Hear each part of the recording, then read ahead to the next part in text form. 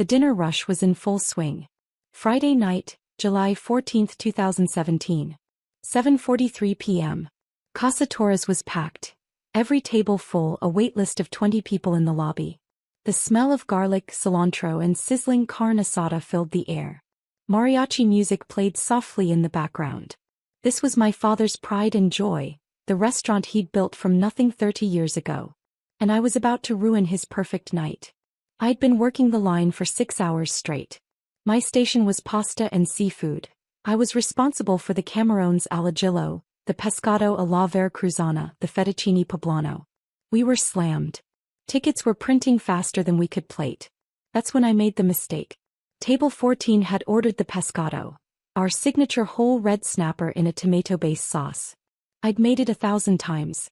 But tonight, exhausted and rushing, I plated it with cilantro lime rice instead of the traditional white rice. Small mistake. Easily fixable. Except the customer at table 14 was Rodrigo Mendoza, a food critic for the Los Angeles Times. And my father saw it before it left the kitchen. Vaya. His voice cut through the kitchen noise like a knife. What is this? I looked up from the shrimp I was sautéing. My father was holding the plate I just finished, his face dark with fury. The pescado for table 14, I said. With cilantro lime rice? My stomach dropped. I made a mistake. I'll fix it. You'll fix it. He slammed the plate down on the counter. The fish slid sideways, sauce splattering. Do you know who that table is? Do you? Dad, I'm sorry. I'll remake it right now. Rodrigo Mendoza is sitting at that table. The Rodrigo Mendoza.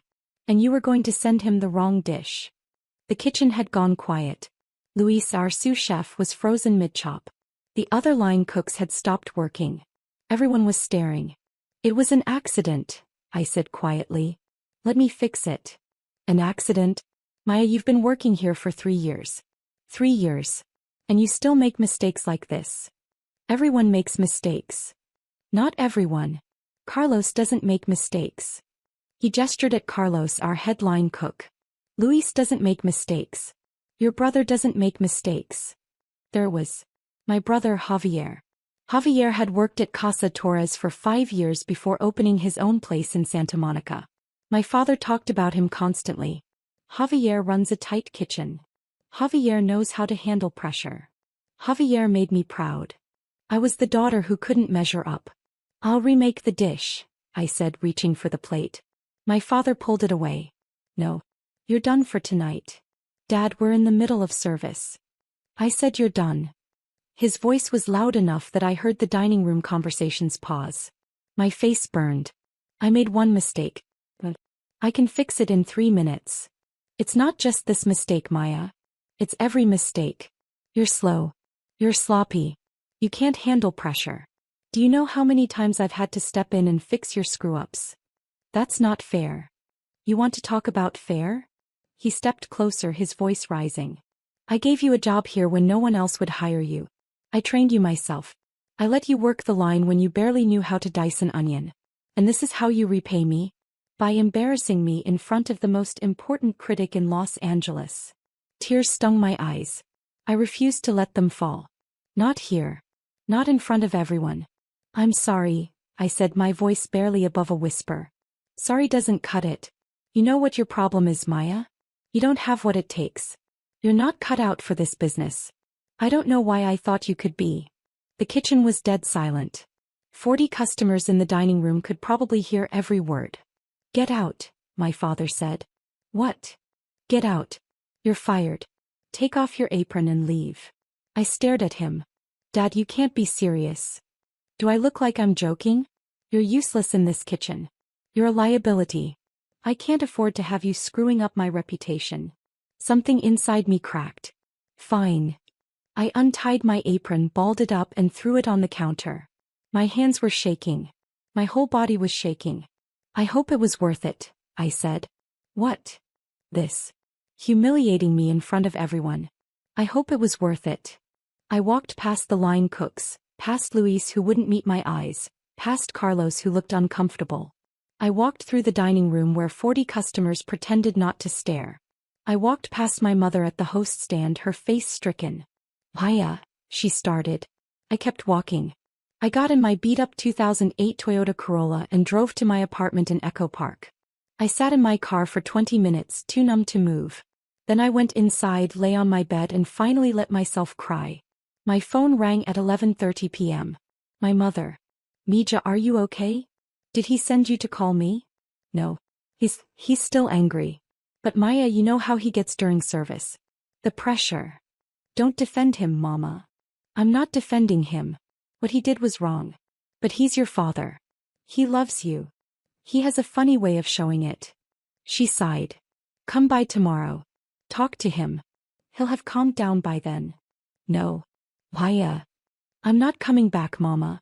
Not tomorrow. Not ever. Don't be dramatic. Where else are you going to work? That question stung because it was valid. I dropped out of college to work at Casa Torres. I had no degree, no other experience. Restaurant work was all I knew. I'll figure something out, I said. Mija, be reasonable. Good night, Mama. I hung up. For the next 3 days I sat in my apartment applying to every restaurant job I could find. Line cook, prep cook, dishwasher, I didn't care. I just needed work. On day 4 I got a call from a small Italian restaurant in Silver Lake called Lucia's. The owner, an older woman named Lucia Rossi, needed a line cook. You have experience? She asked during my phone interview. 3 years at Casa Torres. Torres? The Mexican place in East LA? Good food. Why did you leave? Creative differences with the owner. She laughed. In this business that usually means family drama. Let me guess, your father. I hesitated. Yes. My son worked for me for 2 years before I fired him. Couldn't take criticism. Thought he knew better than me. She paused. You still talk to your father? No. Good. Family and business don't mix. When can you start? I started at Lucia's the next Monday. The pay was terrible, $14 an hour, barely enough to cover rent. The kitchen was tiny, the equipment ancient. We did maybe 50 covers on a good night. But Lucia was a brilliant chef. She trained in Italy, worked in Michelin-starred restaurants in Rome and Florence. She taught me things my father never had. Proper technique, flavor balance, how to build a dish from the ground up. Your knife skills are sloppy, she told me on day 2. Who taught you to chop like that?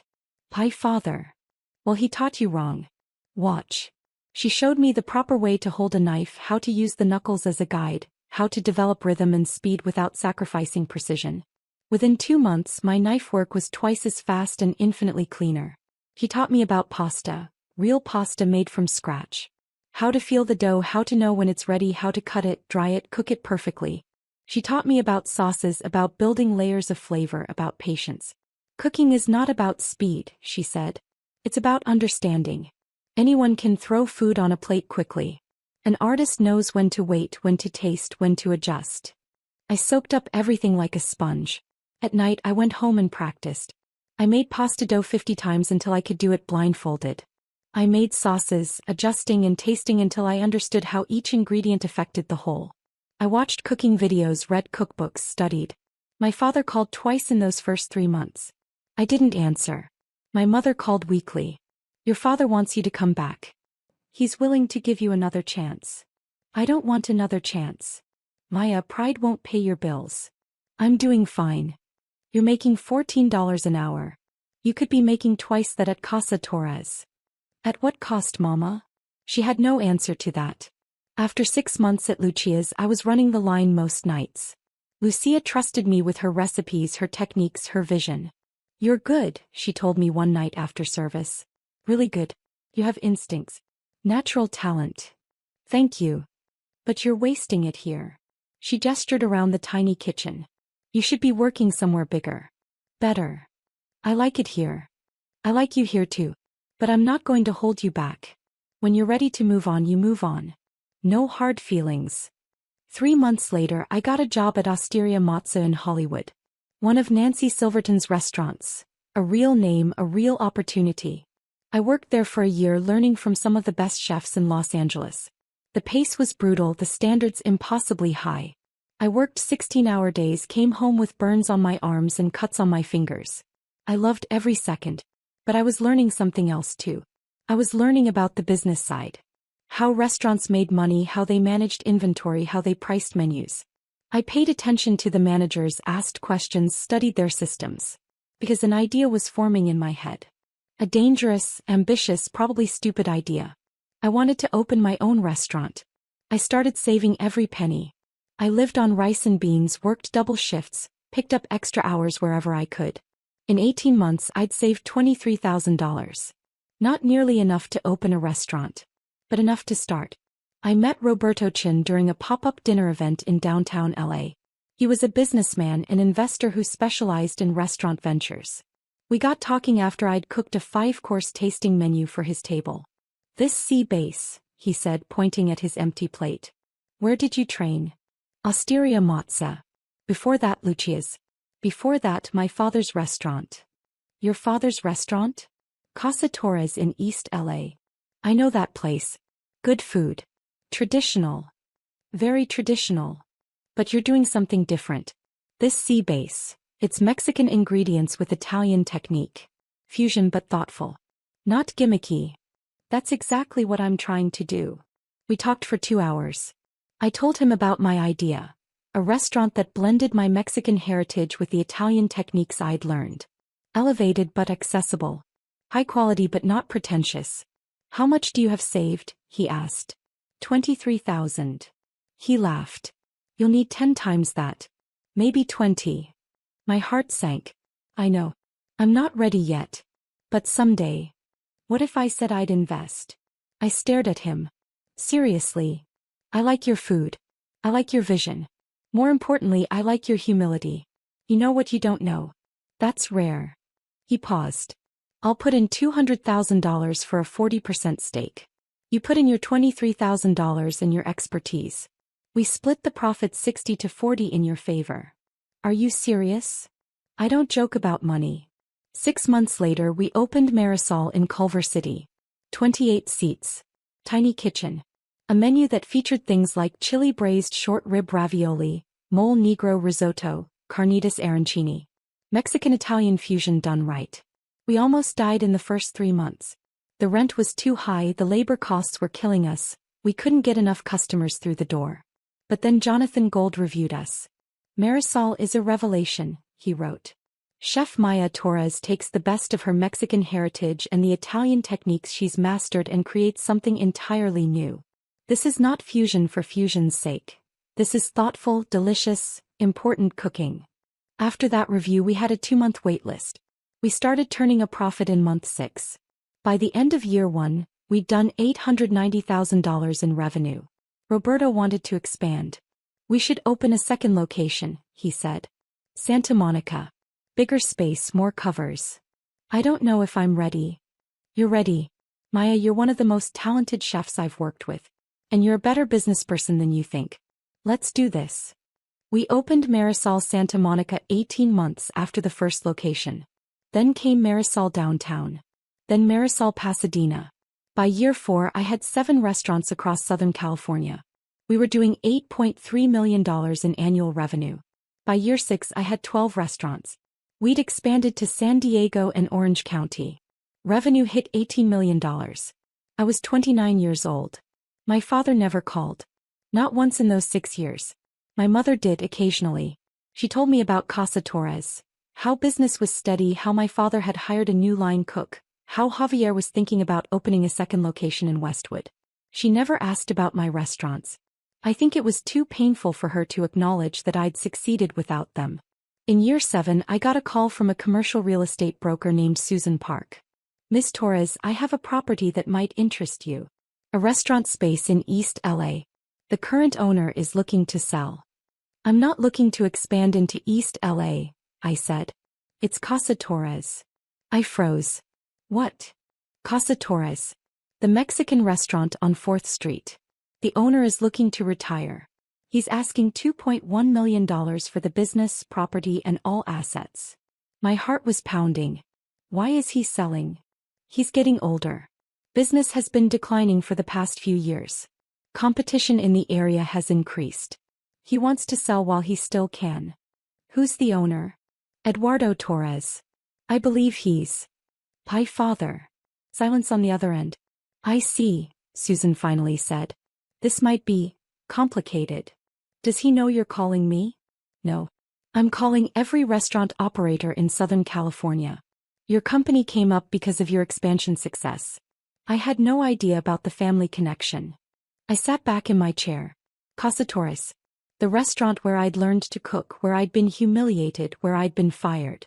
The restaurant my father loved more than he'd ever loved me. Send me the financials, I said. The numbers were worse than I'd expected. Revenue had dropped 35% over the past 3 years. The property needed significant repairs. Equipment was outdated. They were barely breaking even. But the location was prime. The building itself was worth at least $1.4 million. The business, even struggling, had name recognition and a loyal customer base. It was worth buying. But more than that, and I wasn't proud of this, I wanted it. I wanted to own the place that my father had chosen over me. I wanted him to know that the daughter he'd called useless had become successful enough to buy his entire legacy. It was petty. It was vindictive. I didn't care. Make an offer, I told my lawyer Richard Chin, Roberto's cousin. $1.8 million. All cash. 30-day close. That's $300,000 under asking. Their financials are a mess. They'll take it. 3 days later Susan called back. They accepted. But Eduardo wants to meet the buyer before he signs. No. Miss Torres, it's a reasonable request. Tell him the buyer wants to remain anonymous until closing. That's non-negotiable. She sighed. I'll try. My father pushed back. He wanted to know who was buying his restaurant, wanted to meet them, wanted assurances they'd maintain his legacy. I held firm. Anonymous buyer or no deal. Finally, his lawyer convinced him. Eduardo, you're in no position to be picky. You have one serious offer. Take it. The closing was scheduled for October 23, 2024. 2 p.m. at Richard's office in Century City. I dressed carefully that morning. Black Armani suit. Louboutin heels. My hair pulled back in a sleek bun. I looked like exactly what I was. A successful restaurateur worth $4.7 million on paper. I arrived at Richard's office at 1:45 p.m. He'd set up the conference room perfectly, me at the head of the table, my back to the door. You sure about this? Richard asked. Completely. It's going to be brutal. Good. My father arrived at 2:03 p.m. I heard his voice in the lobby talking to Richard's assistant. That familiar baritone, slightly rougher now with age. My mother was with him. I heard her too. Richard brought them into the conference room. I didn't turn around. Mr. and Mrs. Torres, please have a seat, Richard said. We're just waiting for. Where's the buyer? My father interrupted. I was told they'd be here. She's here, Richard said. I heard them sit down across from me. I still didn't turn. These are the closing documents, Richard continued, laying papers on the table. We've structured this as an asset sale. Ms. Torres is purchasing the business, the property, all equipment and inventory, the Casa Torres name and trademark. Wait, my father said. Ms. Torres? The buyer is a woman. Yes. Who is she? What's her background? What are her plans for the restaurant? Richard looked at me. I nodded slightly. I turned around. The look on my father's face was worth every penny of that $1.8 million. His mouth fell open. His face went white, then red, then white again. His hands gripped the edge of the table. My mother gasped. Why, hello, Papa. Mama. My father tried to speak. No words came out. You're buying Casa Torres? My mother finally managed. I am. But, how? Where did you get? She looked around the conference room at the expensive furniture, at Richard in his $3,000 suit. I don't understand. Ms. Torres owns and operates 12 restaurants across Southern California, Richard said smoothly. Annual revenue of approximately $18 million. She's purchasing Casa Torres through her company Marisol Restaurant Group. My father found his voice. 12 restaurants. 12, I confirmed. That's impossible. You were working at that Italian place making $14 an hour. That was 7 years ago, Papa. Things change.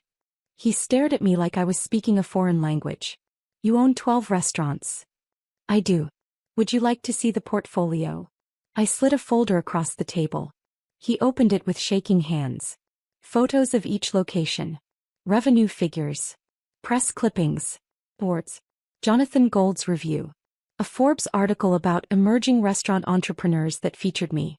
"This is all yours," he whispered. "All mine. Well, 60% mine. My investor owns 40%. But you couldn't handle Casa Torres. You couldn't handle the pressure." "I couldn't handle you," I corrected. "There's a difference." Silence. My mother was crying silently. My father looked like he might be sick. "Why?" he finally asked. "Why are you buying my restaurant?" "Because it's a good investment. Prime location, recognizable name, established customer base. Once I update the equipment, renovate the space, and refresh the menu, it'll fit nicely into my portfolio." "Refresh the menu?" His voice rose. "That menu has been the same for 30 years. It's tradition. It's our family's recipes. It's outdated. Your revenue is down 35%, Papa. You're barely breaking even. The menu needs modernization. You can't change it. I won't let you. You won't have a choice," I said calmly. "Once we close, it's my restaurant. My menu. My decisions." He stood up abruptly. "I'm not selling. Not to you." "Sit down, Papa." "Eduardo," his lawyer said quietly. "You already accepted the offer. We're here to close." "I don't care. I won't sell to her. Not after what she—" He stopped, seeming to realize how absurd that sounded. "After what what?" I asked. "Please finish that sentence." He said nothing. "You won't sell to me after I left? After you fired me in front of 40 customers and called me useless?" I leaned forward. "Or maybe you won't sell to me because it's humiliating. Because the daughter you thought was a failure is successful enough to buy your entire legacy with cash." "Maya," my mother said softly. "Please." "Please what, Mama? Please let this go? Please pretend the last 7 years didn't happen? Please pretend he didn't destroy me that night." "I was angry," my father said. "You made a mistake during the most important service we'd had in months." "I made one mistake. And you didn't just correct me. You didn't just take me off the line. You humiliated me. You called me useless in front of the entire staff. In front of customers.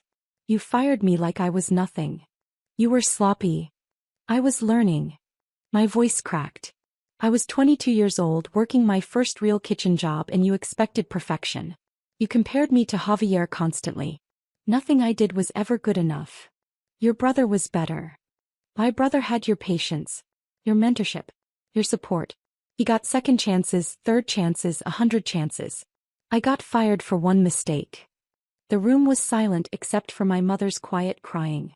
I took a breath, forcing myself calm. "But you were right about one thing." "What?" "I wasn't cut out to work for you. I was cut out to do this." I gestured around the room. "Build my own empire. Make my own success. And I have 12 restaurants, Papa. 18 million in revenue. I'm more successful than you ever were." That landed like a punch. He actually flinched. "So yes," I continued, "I'm buying Casa Torres. And you have two choices. Sign the papers and walk away with $1.8 million. Or refuse to sell, watch your business continue to fail, and eventually lose everything anyway." His lawyer leaned over and whispered urgently in his ear. Eduardo listened, his jaw tight. "How long do I have to decide?" he finally asked. "You don't," Richard said. "The offer expires at 5 p.m. today. It's now 2:47 p.m. Sign now or lose the deal." My father looked at me with an expression I'd never seen before. Not quite respect. Not quite fear. Something in between. "If I sign," he said slowly, "what happens to the restaurant? What are you going to do with it?" "I'm going to gut it," I said honestly. "New equipment. New design. New menu. I'll keep some of your traditional dishes, the ones that are actually good. But I'm going to modernize it, elevate it. Make it relevant again." "You're going to destroy everything I built." "No, Papa. I'm going to save it. Your way was dying. My way will make it thrive." He stared at the papers in front of him for a long time. "Eduardo," his lawyer said quietly, "you need the money. The property needs repairs you can't afford. Your revenue is dropping every month. This is a good offer." My father picked up the pen with a shaking hand. He signed. Page after page after page. Each signature seemed to age him a year. When it was done, Richard collected the papers. Congratulations, Miss Torres. You're now the owner of Casa Torres. I stood up and extended my hand to my father. Thank you for your business. He looked at my hand like it was a snake. But he shook it. His palm was clammy. Can I ask you something? He said. What? Did you do this to hurt me? I considered lying. But what was the point? Yes, I said. Partly. But also because it's a good investment. And because I'm going to do what you never could, make it successful again. He nodded slowly. I suppose I deserve that. You deserve a lot more than that. My mother stood up. Maya, can we talk? Please. I don't think there's anything to say, Mama. Please. 5 minutes. Just you and me. I looked at Richard. He nodded. I'll finalize the paperwork with Mr. Torres and his attorney. I followed my mother out to the hallway. He was still crying. I'm sorry, she said immediately. For all of it. For not standing up for you that night. For not defending you to your father. For not being a better mother. Okay. Is that all you can say? Okay. What do you want me to say, Mama? That it's fine? That I forgive you? I don't. Not yet. What can I do? Nothing. There's nothing you can do. The damage is done. You're my daughter. Then you should have acted like it 7 years ago. I softened slightly. Look, I don't hate you. I'm not trying to hurt you. But I'm also not going to pretend everything is fine. You stood by and watched him destroy me. You chose him over me. That's not something I can just forget. I was scared, she whispered. Your father, when he gets angry. I didn't know what to do. You could have called me. You could have checked on me. You could have told me you believed in me. I do believe in you. Look at what you've accomplished. Now you believe in me. Now that there's proof. But then, when I was struggling and needed you, you didn't believe in me then. She had no answer for that. We stood in uncomfortable silence. Are you really going to change everything about the restaurant? She finally asked. Yes. Your father's recipes, they're our family history. Then maybe you should have treated me like family when it mattered. She flinched. That's cruel. Is it? Is it more cruel than watching your husband fire your daughter and saying nothing? Than choosing his pride over her well-being? I was in an impossible position. No, Mama. You were in an uncomfortable position. There's a difference. I turned to go back into the conference room. Will we ever be okay again? She asked. I paused. I don't know. Maybe. But it's going to take a lot more than apologies. Inside, the paperwork was finished. My father was standing by the window staring out at the city. His lawyer was packing up. We're done here, Richard said. The property is officially yours, Miss Torres.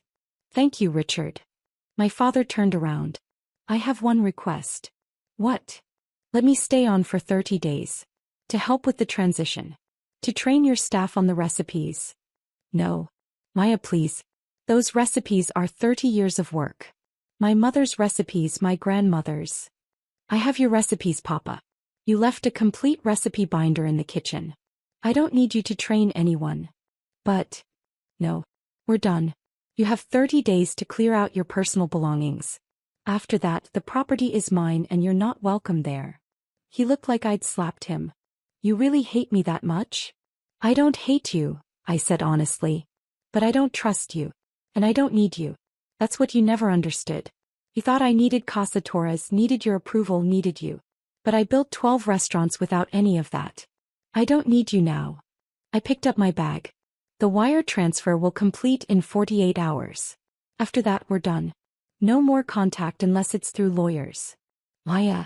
My mother started. Goodbye, Mama. Papa. I walked out of that conference room with my head high. The renovation of Casa Torres took 4 months. I gutted everything. New kitchen equipment. State-of-the-art everything. New dining room. Modern Mexican aesthetic, warm but upscale. New bar with a serious mezcal program. And a completely new menu. I kept 5 of my father's traditional dishes. The ones that were genuinely good. The mole poblano, the cochinita pibil, the chiles rellenos. But I elevated them. Better ingredients, refined techniques, beautiful plating. The rest of the menu was mine. My vision. Mexican-Italian fusion, the style I'd become known for. Chili braised short rib ravioli. Mole negro risotto. Carnitas arancini. Tequila lime scallops with corn puree. I hired a new staff. Young, hungry cooks who wanted to learn. I paid them well, $18 an hour to start, health insurance, paid time off. I created the kitchen environment I'd always wanted. Casa Torres, now rebranded as Casa Marisol, reopened on March 15, 2025. The reviews were incredible. Maya Torres has taken her father's legacy and transformed it into something extraordinary, wrote Patricia Escarcega in the LA Times. This is not your traditional Mexican restaurant. This is elevated, innovative, exciting. And it's packed every night. We had a 3-month waitlist within 2 weeks. Revenue in the first year hit $2.4 million. We were the most profitable location in my entire portfolio. My father never came by. Never called. Never acknowledged the restaurant's success. My mother called once, 6 months after we opened. I drove by Casa Marisol, she said. There was a line out the door. Yes. We're doing well. Your father heard about it. About how successful it is. Good. He won't admit it, but I think he's proud. In his way. I don't need his pride, Mama. I never did. I know. I just thought you should know. We talked for a few more minutes about nothing important, then hung up. A year after opening Casa Marisol, I was featured in Forbes as one of the 30 most promising entrepreneurs under 30. The article detailed my journey, from being fired by my father to building a $24 million restaurant empire. Some people are motivated by encouragement, I told the interviewer. I was motivated by being told I was useless. It gave me something to prove. The article went viral in the restaurant industry. My phone rang 3 days after it published. Unknown number. I almost didn't answer. Why? My father's voice. I should have hung up. But curiosity got the better of me. What do you want? I read the article. In Forbes. Okay. You told them I fired you. You told them I called you useless. I did. It's the truth. Silence. Was that necessary? He finally asked. Did you have to humiliate me publicly? I laughed. It came out bitter. You humiliated me publicly 7 years ago, Papa. In front of 40 customers. Remember? That was different. How? How was that different? I was angry. It was in the moment. You deliberately told a reporter. I told a reporter the truth. I'm sorry if the truth is embarrassing for you. Maybe you should have thought about that before you fired me in front of everyone. I gave you a job when no one else would. I earned that job. I worked there for 3 years. And you threw me away like I was nothing. You made mistakes. Everyone makes mistakes. I was shouting now. But you never gave me the same grace you gave Javier. You never gave me a chance to learn, to grow, to prove myself. You decided I was useless and that was it. I was wrong. That stopped me. What? I was wrong, he repeated, his voice quiet. About you. About firing you. About all of it. I didn't trust myself to speak. You built something incredible, he continued. 12 restaurants. Millions in revenue. National recognition. You did what I couldn't do. You actually succeeded. Is there a point to this call, Papa? I want to apologize. 7 years late. I know. I know I'm late. But I'm trying, Maya. I'm trying to admit I was wrong. Hey, you admitted it. Is that all? Can we talk? In person? Can I see you? Why? Because you're my daughter. Because I miss you. Because I want to make things right. I closed my eyes. Part of me, the part that was still 22 years old and desperate for her father's approval, wanted to say yes. But the rest of me, the part that had built an empire without him, knew better. I don't think so, I said. Paya, please. You had 7 years, Papa. 7 years to call, to apologize, to acknowledge what you did. You stayed silent. You only called now because I'm successful. Because I made Forbes. Because now I'm worth acknowledging. That's not fair. Isn't it? If Forbes had written that I was still working at Osteria Mozza making $18 an hour, would you have called? Would you have apologized then? He didn't answer. That's what I thought, I said. You're not sorry you fired me. You're not sorry you called me useless. You're sorry you were wrong about me. There's a difference. "What do you want from me?" he asked, his voice breaking. "What can I do to make this right?" "Nothing," I said. "There's nothing you can do. Because the person who needed your approval, who needed your support, who needed you to believe in her, that person doesn't exist anymore. You destroyed her 7 years ago. I'm someone different now. Someone who doesn't need you. You'll always be my daughter." Biologically, yes. But family is more than biology. Family is showing up. Family is support. Family is believing in each other even when things are hard. You weren't family when I needed you. I'm not going to pretend we're family now just because it's convenient for you. Silence on the other end. "Goodbye, Papa." I hung up. He called back. I didn't answer. He called 5 more times over the next week. I blocked his number. My mother called too. "He's trying Mija. Can't you give him a chance?" He had all the chances in the world. He used them up. He's your father. And I'm his daughter. But he forgot that when it mattered. 6 months later, Marisol Restaurant Group expanded to 15 locations. We opened 3 more restaurants. 1 in Las Vegas, 1 in San Francisco, 1 in Austin. Total annual revenue hit $31 million. I was 31 years old and worth on paper roughly $11 million. Casa Marisol continued to thrive. It became the flagship location, the one featured in magazines and food blogs. The one where celebrities came to eat. The one that proved you could honor tradition while embracing innovation. Every time someone praised it, every time a critic wrote a glowing review, every time we had a line out the door, I thought about my father's words, "You're useless." And I smiled. Because I'd proved him wrong in the most permanent way possible.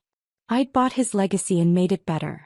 Last month, I got an invitation to speak at a restaurant industry conference. Building a successful restaurant empire, from line cook to CO. During the Q&A, someone asked, "What's the best advice you ever received?" I thought about that. "The best advice I ever received," I said slowly, "was actually the worst thing anyone ever said to me. My father told me I was useless.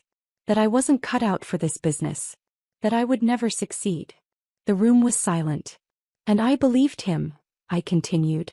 "For about a day. And then I decided he was wrong. I decided I would prove him wrong. And that decision changed my life." I paused. Sometimes the best motivation comes from people who don't believe in you. Because it gives you something to prove. It gives you fire. And if you channel that fire correctly, you can build something incredible. After my talk, a young woman approached me. She couldn't have been more than 23. "Miss Torres? I just wanted to say thank you. My father owns a restaurant. He says women can't be chefs. That I should just work the front of house or get married." She took a shaky breath. "Your story gives me hope." I took her hand. "Then let me give you some advice. Don't wait for his approval. Don't wait for him to believe in you. Build your own success. Prove yourself to yourself. That's the only approval that matters." She nodded, tears in her eyes. "Thank you." As I watched her walk away, I thought about my father. About Casa Torres. About the 22-year-old girl who'd been fired in front of 40 customers. She'd been humiliated. Destroyed. Told she was useless. But she'd taken that pain and forged it into something stronger. Into 12 restaurants. Into millions in revenue. Into a legacy that would outlast any grudge. My father had given me a gift even if he didn't know it. He'd given me the motivation to prove I was more than he ever imagined. And I had